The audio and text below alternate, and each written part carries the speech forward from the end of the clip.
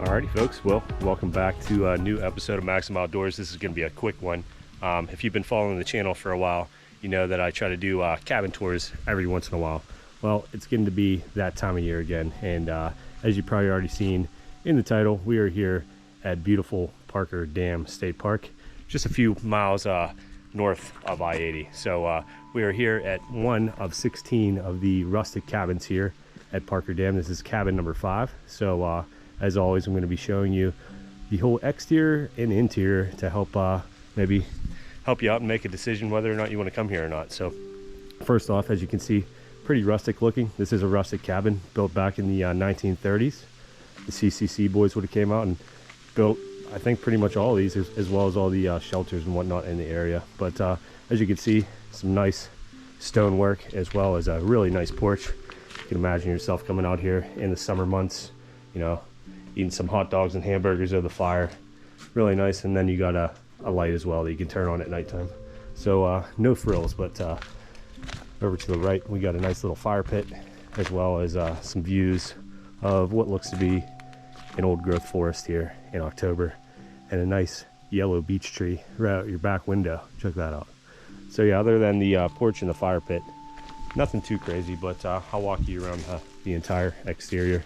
It does have gas. When I say rustic, it's rustic. There's no running water. There's no, you know, anything crazy really in this cabin, but you can see not much has changed to these cabins since the CCC boys built these. And you might even get a visitor underneath your cabin if you visit during the colder months.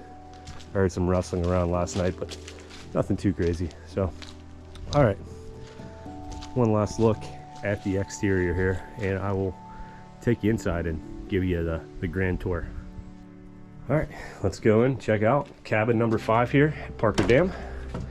We're here in Clearfield County, kind of in the center of Pennsylvania, but here you are, your first look at my recently cleaned up cabin. I stayed here for 3 nights, enjoyed it. I mean, it was awesome.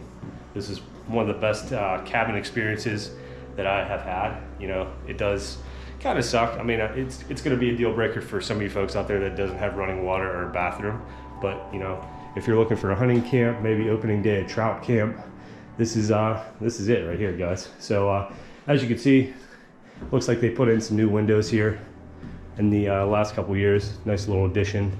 You got a nice little eating area, little table with a couple stools, as well as this kind of the focal point of the cabin, this grand fireplace. I use that every single night I was here, and you can see some carvings of the folks throughout the years. Obviously don't vandalize, but I did see some pretty old carvings on this fireplace. Obviously you do have electric, you do have heat, so you're not going to freeze here. The only real thing that you're not going to have is water or a microwave, but I think you can survive. You do have a gas range, plenty of shelving, as you can see, and a pretty brand new refrigerator. I mean, this thing looks pretty darn new, with a freezer as well, so you could stock up if you come up here for the whole week. It does come with a broom. Me and Sam were joking about that. If you go to the DCNR's website, you know, it tells you what all these cabins provide, you know, oven, fireplace, and then of course they had to put broom. So yeah, the broom is here. And then you do have some sheets that you could fill out for your stay. There's some back from like 2017 here. I filled one out, so maybe if you come here, check it out. But yeah, and we'll go back into the second section of the cabin here. As you can see, this cabin sleeps 6. If you look on their website, there are a variety of different cabins. I think all these cabins are just slightly different, but there are size differences as well. So there's a cabin that sleeps 4, a cabin that sleeps 6, a cabin that sleeps 8, and then finally one cabin that actually sleeps 12, and that's known as the Tyler cabin. So a variety for everybody. But as you can see, 3 bunk beds, more shelving in here. You got plenty of coat hangers, as well as my favorite little touch here, this little Keystone emblem on the bunks here.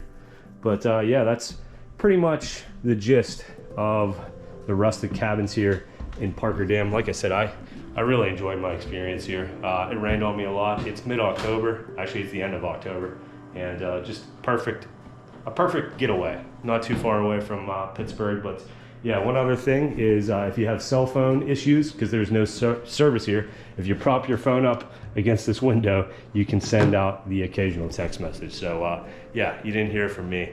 And I'm gonna stash one of my channel stickers here and leave a little hint in the journal. So let's see here. I think I'm just gonna tuck it maybe under here, if I can.